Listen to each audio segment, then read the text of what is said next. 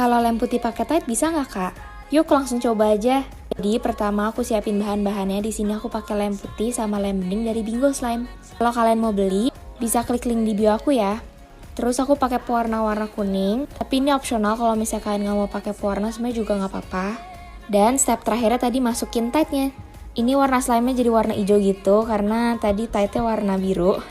Ini lagi diratain, ntar lagi jadi. Dan ini slime-nya kalau misalnya dimainin di lantai lebih enak. Suaranya bener-bener nyaring, terus udah gitu stretchy juga. Selanjutnya bikin apa ya? Komen di bawah.